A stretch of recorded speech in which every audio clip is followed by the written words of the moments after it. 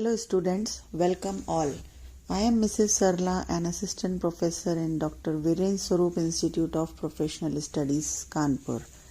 I am teaching you your optional paper, Inclusive Education of B.Ed Semester 1, in which I am going to teach you the 4th unit, Inclusive Practice. So let's start the topic.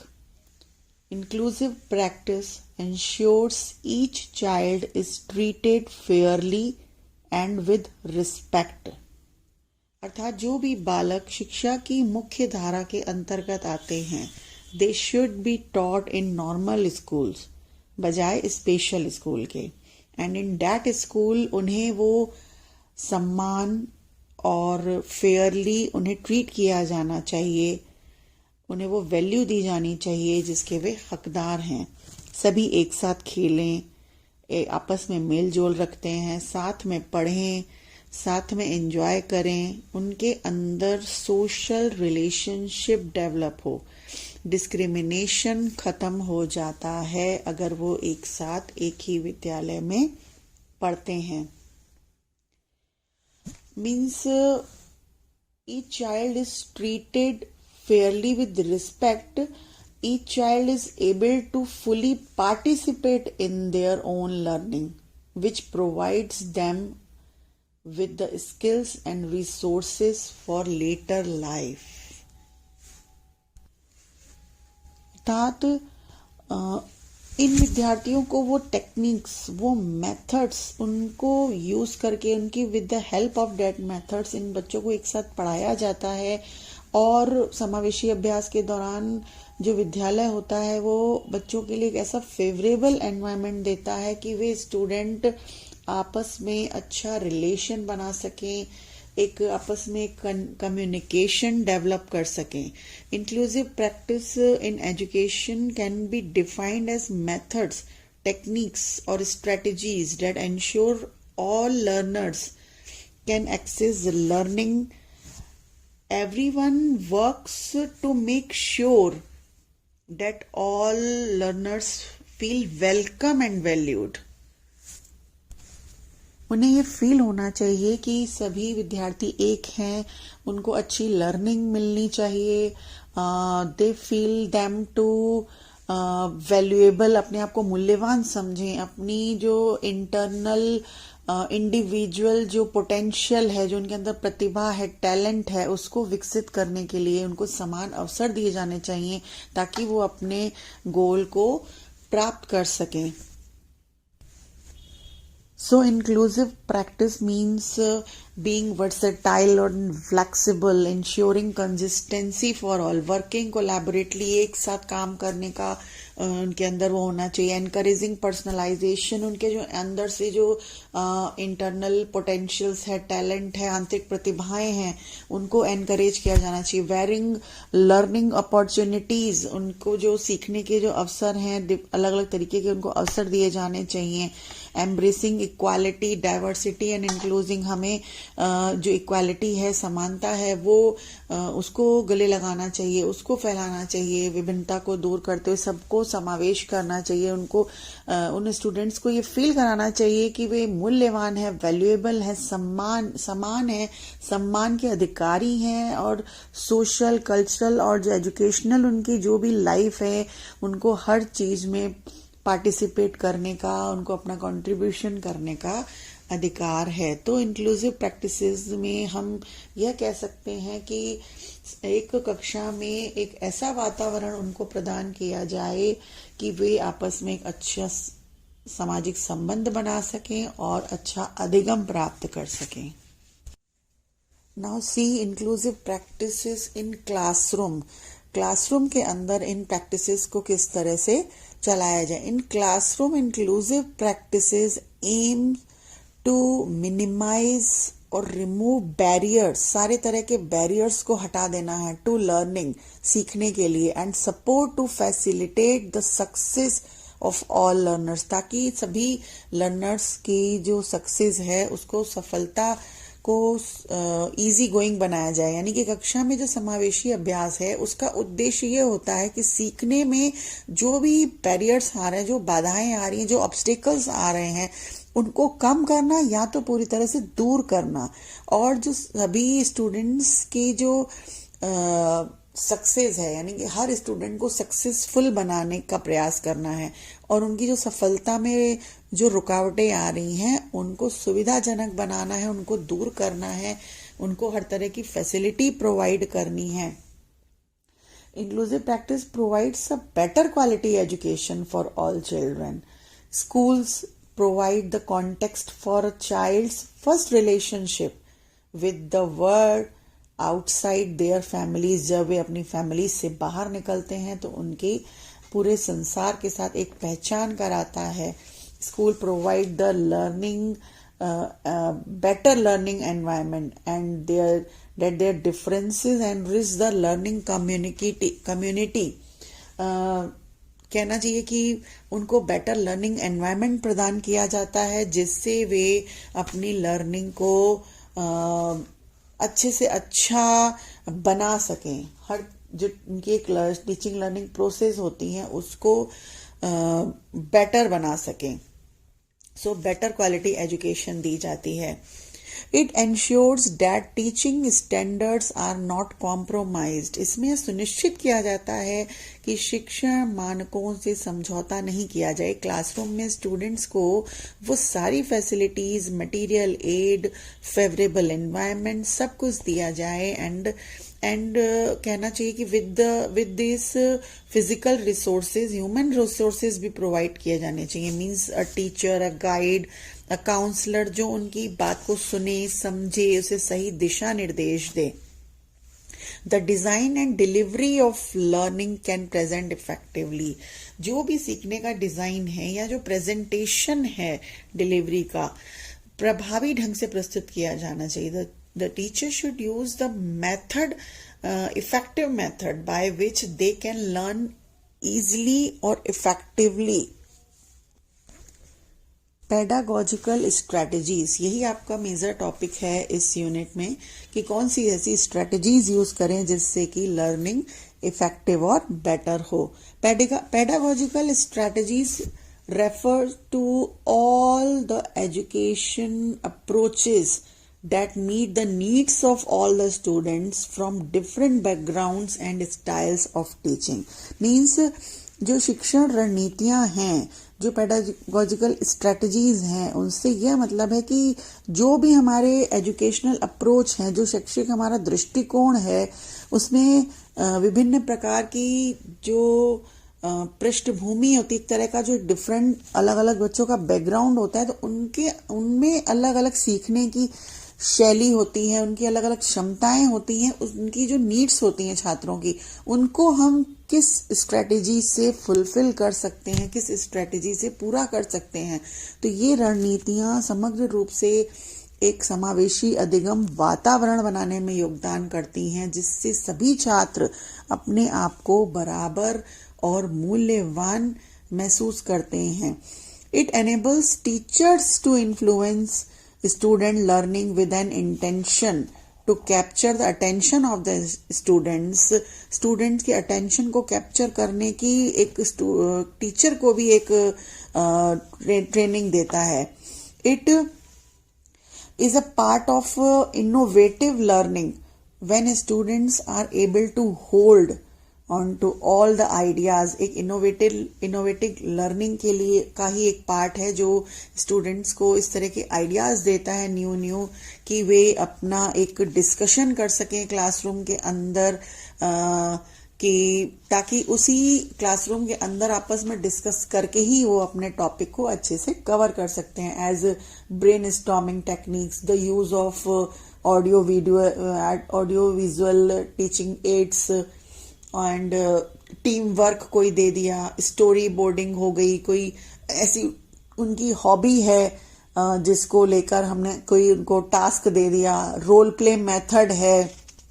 इस तरह से बहुत सारी strategies हैं, methods हैं जिसके through classroom में एक इफेक्टिव स्ट्रेटेजी यूज करके सक्सेसफुल इम्प्लीमेंटेशन कर सकते हैं हम बच्चों को लर्निंग करने के लिए।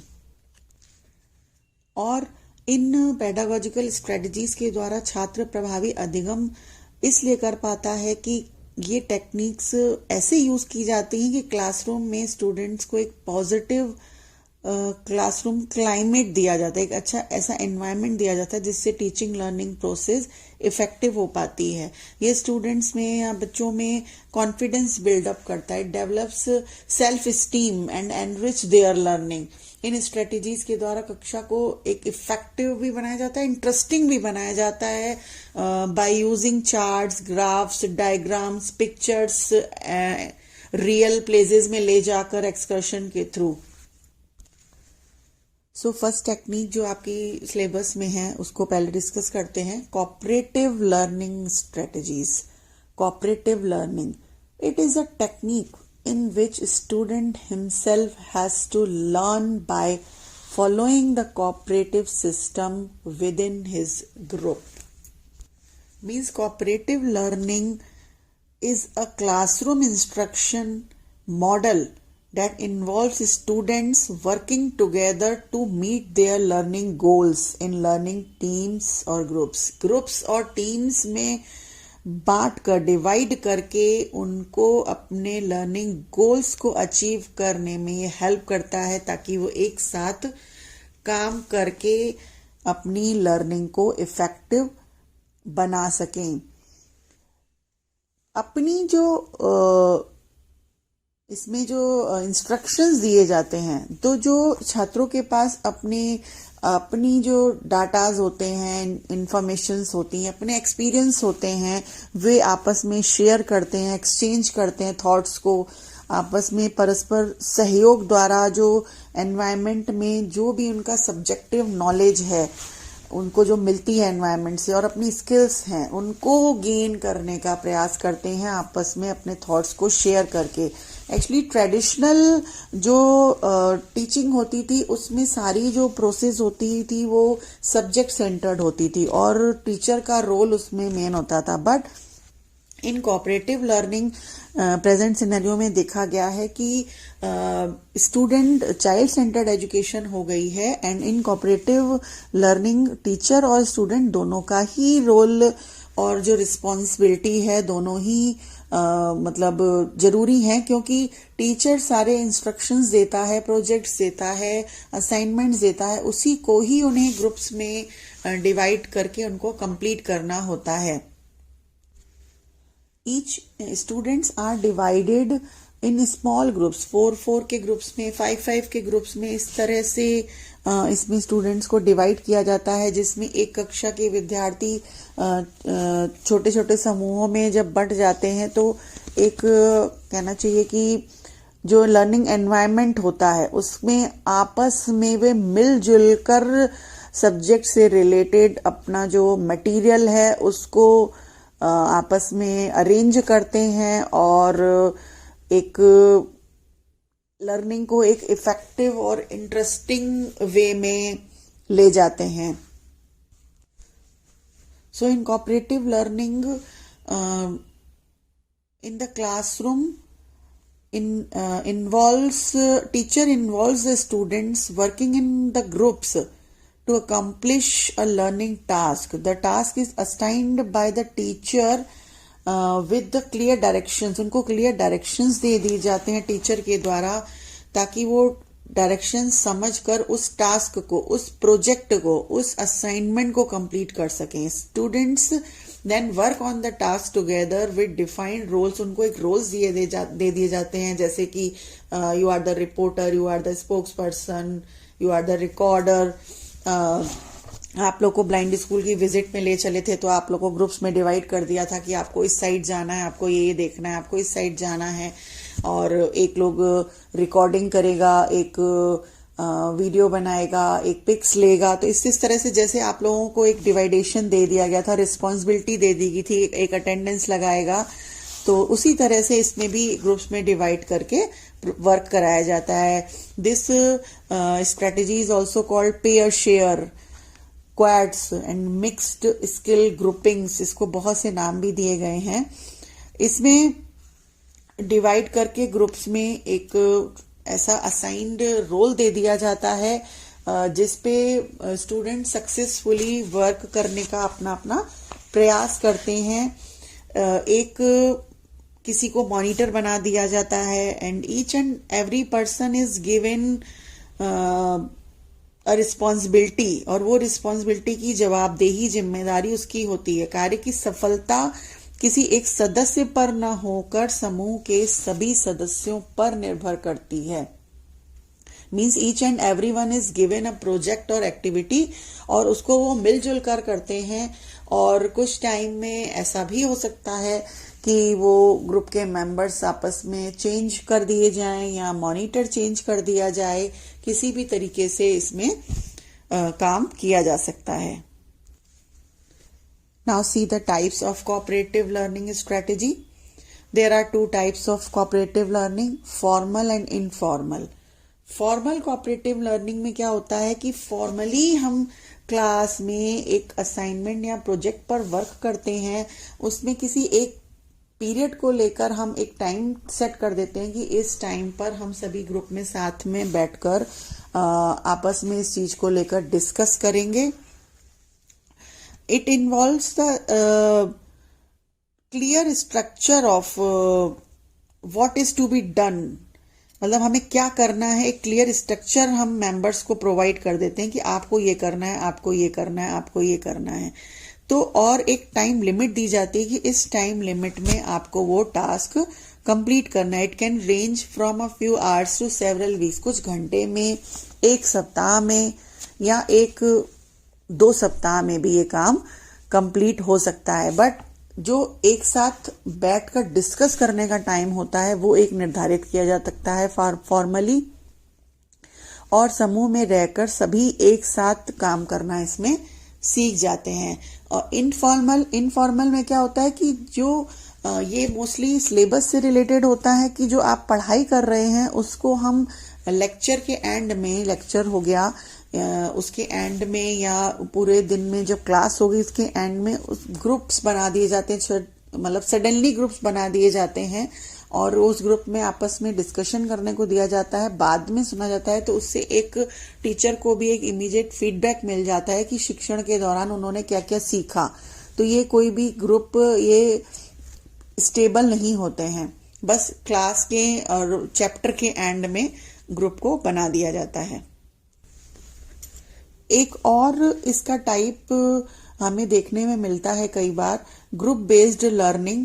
इसमें क्या होता है, it is the most common type of cooperative learning implemented in organisation. कई बार हम ये देखते हैं कि ये कोई काम ऐसा होता है जो मुझे हमेशा ही वो करना होता है, एक लॉन्ग टर्म के लिए होता है। तो ये लॉन्ग टर्म ग्रुप्स होते हैं जिसमें हमें 1 साल भी लग सकता है, कुछ साल के लिए भी, उससे ज्यादा भी होता है कि जिसके लिए मुझे मेंबर्स बनाने पड़ते हैं। उनके मेंबर्स भी बहुत जल्दी चेंज नहीं होते। कोई ऐसा बड़ा प्रोग्राम ऑर्गेनाइज करना होता है, कोई एनुअल कॉन्सर्ट है या कॉलेज में या स्कूल्स में कुछ ऐसे काउंसिल्स बनाए दिए जाते हैं, कमिटीज बनाई जाती हैं, उसके लिए कुछ सेल्स बनाए जाते हैं जिसके लिए एक लॉन्ग टर्म ग्रुप बनाए जाते हैं जिनके मेंबर्स डिवाइड कर दिए जाते हैं जो हमेशा उस पर वर्क करते हैं। तो ये भी एक तरह का कोऑपरेटिव लर्निंग है जिसमें भी कहना चाहिए कि जरूरी नहीं कि वो डेली आपस में एक बार मिले, वीकली भी मिल सकते हैं, 15 डेज में एक बार मिल के मतलब आपस में कोई काम करना है तो उस पर डिस्कस कर सकते हैं। तो ये लॉन्ग टर्म ग्रुप्स होते हैं। Now see the principles of cooperative learning, कि कौन से ऐसे सिद्धांत हैं जो इस पे वर्क करते हैं। पॉजिटिव इंटरडिपेंडेंस, जो भी स्टूडेंट्स होते हैं वो पॉजिटिवली एक दूसरे पर निर्भर रहते हैं, उनकी जो सोच होती है वो पॉजिटिव होती है या होनी चाहिए कि अगर हम ग्रुप में काम कर रहे हैं तो हमें एक दूसरे से ईर्ष्या, वैश, द्वेष की भावना नहीं रखनी चाहिए, क्योंकि कोई भी टास्क अगर ग्रुप में या टीम वर्क में दिया जा रहा है तो वो किसी का भी पर्सनल नहीं होता, इंडिविजुअल नहीं होता, व्यक्तिगत नहीं होता। तो उनकी जो सारी सोच होनी चाहिए वो केवल और केवल सहयोग पर आधारित होती है, तो वो सकारात्मक होती है। अटैचमेंट विद द ग्रुप, जब हम लंबे समय तक एक साथ कार्य करते हैं किसी ग्रुप में, तो हमारा कई बार आपस में अच्छा अटैचमेंट हो जाता है, अच्छे टर्म्स बन जाते हैं। और अगर अच्छे टर्म्स जब बन जाते हैं, हम एक दूसरे से खुल जाते हैं, अपने थॉट्स को अच्छे से शेयर करना सीख जाते हैं, तो हमारा जो काम या टास्क या असाइनमेंट या प्रोजेक्ट दिया गया है वो भी बेहतर ढंग से हम कर पाते हैं। क्राइटेरिया फॉर वर्किंग, जब हम अपनेपन की फीलिंग ले आते हैं अपने अंदर, तो हमें एक अटैचमेंट का जब एहसास हो जाता है, तो हम एक दूसरे पे धीरे धीरे विश्वास करने लगते हैं। तो उससे क्या होता है कि जब एक दूसरे को हम कोई काम या रिस्पॉन्सिबिलिटी सौंपते हैं, तो झिझक नहीं होती है। सभी लोग ये मान के चलते हैं, यूनिटी बनाकर उस काम को अच्छे से करते हैं। तो किसी भी काम करने का आधार यही होता है कि हम उसको एकता के साथ करें, क्योंकि जब हमें अप्रिसिएशन मिलता है तो वो केवल ग्रुप के एक मेंबर को नहीं, पूरे ग्रुप के लिए होता है। तो उससे खुशी का अनुभव होता है। सोशल स्किल्स, जब हम कोई भी काम करने जाते हैं, तो सोशल स्किल ऐसी होती है कि हम आपस में किसी भी तरह से आपस में कम्युनिकेट कर सकते हैं, एक दूसरे से कुछ भी खुल के कह सकते हैं। तो हमारे लिए सोशल स्किल होना बहुत जरूरी है, क्योंकि सोशल स्किल पर ही पूरी कोऑपरेटिव लर्निंग बेस्ड है। अगर हमारे अंदर सोशल स्किल नहीं है, तो ग्रुप में काम करना, ग्रुप में एक दूसरे को कोऑपरेट करना, योगदान करना हम बहुत मुश्किल से कर पाते हैं। रिस्पॉन्सिबिलिटी क्या होती है? जब हम ग्रुप में हैं 4 के 6 के, तो हर एक को अपनी अपनी जिम्मेदारी दे दी गई है कि तुमको ये काम करना है। तो सभी सदस्य अपनी अपनी जिम्मेदारी के साथ, उत्तरदायित्व के साथ उसको निभाते हैं और सभी एक साथ काम करते हैं।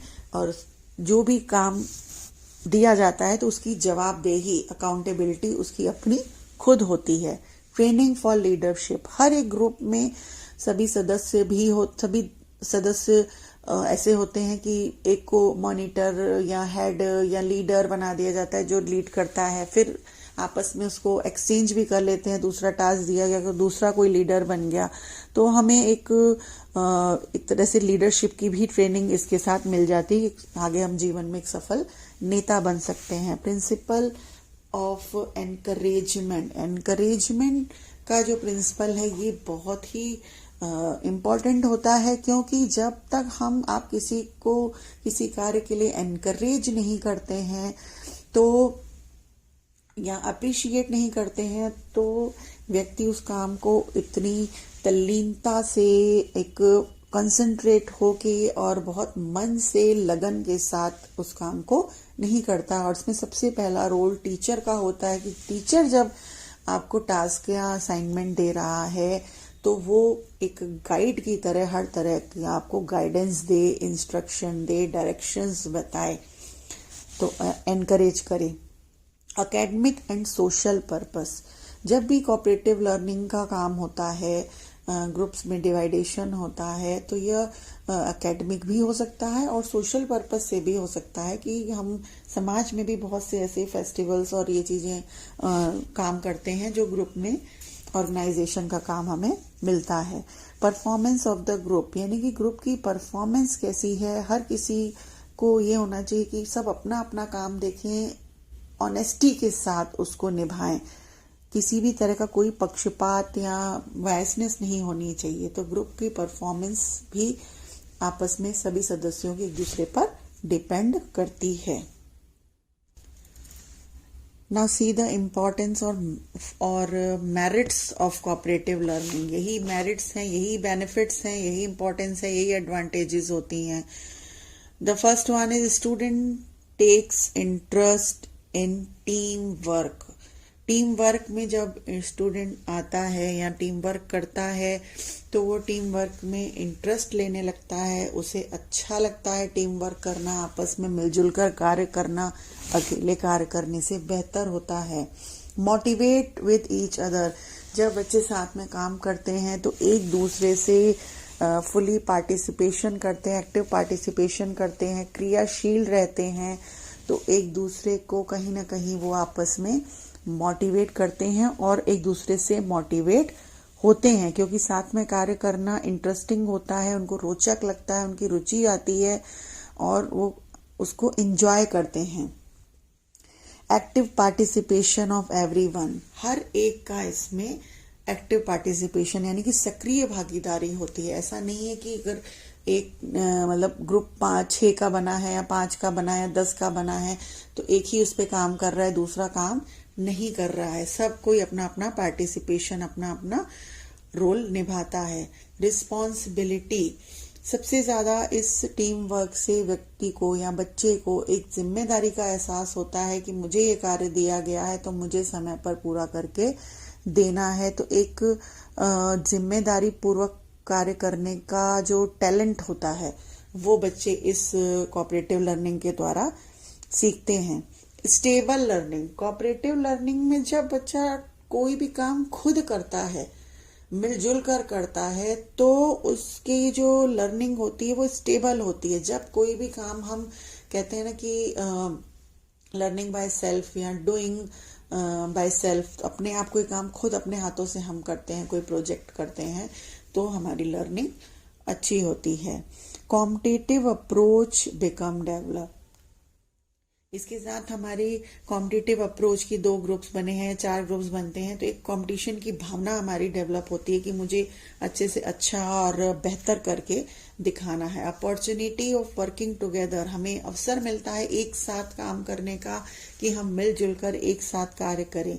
अचीविंग एक्सीलेंस, हमें एक्सीलेंस को पाने का, अचीव करने का, एक रियलाइज करने का, ट्रूली कहना चाहिए कि इसको रियलाइज करने का मौका मिलता है, जिसमें मैं अपनी स्ट्रेंथ्स भी जान पाती हूँ, वीकनेसेस भी जान पाती हूँ कि मेरे अंदर ये अच्छाई थी या ये कमी थी जिसको मुझे आगे सुधारना है, और ये काम मैंने अच्छा किया या मेरे अंदर इतनी स्ट्रेंथ है कि जिसकी वजह से मैं इस एक्सीलेंस को अचीव कर पाई। Building team work, team work में कार्य करने की जो कहना चाहिए कि एक इंटरेस्ट होता है वो डेवलप होता है, एक बिल्ड होता है कि मुझे किस तरीके से टीम में रहकर और कभी कुछ अपना भी उनके आगे रखना है, अपनी बात भी रखनी है, उनकी बात भी सुननी है। तो ये दोनों चीजें समझना बहुत जरूरी होता है। इफेक्टिव कम्युनिकेशन, जब हम आपस में टीम वर्क करते हैं, आपस में साथ में रह के ग्रुप्स में काम करते हैं, तो हमारी कम्युनिकेशन स्किल्स जो होती हैं वो बेटर हो जाती हैं, इफेक्टिव हो जाती हैं। और कम्युनिकेशन जो कोऑपरेटिव लर्निंग है, it helps us to open up in a team में हमें share our ideas freely without fearing judgement, कि हमें कौन सा जजमेंट मिल रहा है, कौन हमें किस तरीके से जज कर रहा है, उससे डरे बिना हम अपने आइडियाज को शेयर करते हैं। Feeling of corporation, feeling of tolerance, patience, एक कॉपरेशन की फीलिंग आती है, साथ में काम करने की, एक दूसरे की सहायता करने की, एक दूसरे का सहयोग करने की, सहनशीलता की भावना आती है। Time management, time management is the feeling of we can say कि हमें कोई काम दिया गया है तो हम ये सोच के करते हैं कि अब मुझे इतने टाइम में पूरा करना है, तो एग्जाम में भी मुझे इसकी हेल्प मिल जाती है, तो टाइम मैनेजमेंट करना सीख जाते हैं students. Now we see some demerits of cooperative learning. जब किसी भी चीज में कुछ अच्छाइयां होती हैं तो कुछ कॉन्स भी ऐसे होते हैं, कुछ डिसएडवांटेजेस ऐसे होते हैं या बुराइयां होती हैं जिससे भी समस्या आती है। The first one is problem of conflict. जब इस कोऑपरेटिव लर्निंग के द्वारा जब हम टीम वर्क बच्चों को देते हैं, ग्रुप्स में डिवाइड करके प्रोजेक्ट देते हैं, तो एक तरह से एक अराजकता की स्थिति भी उत्पन्न हो सकती है। Means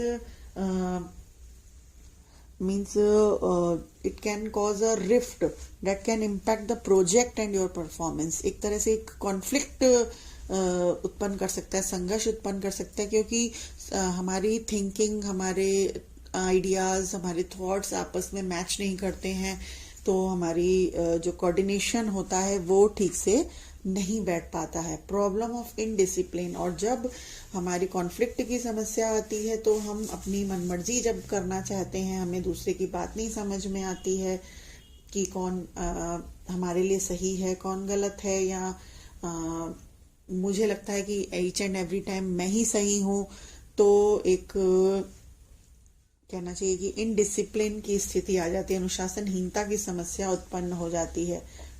problem of irresponsibility of both student and teacher.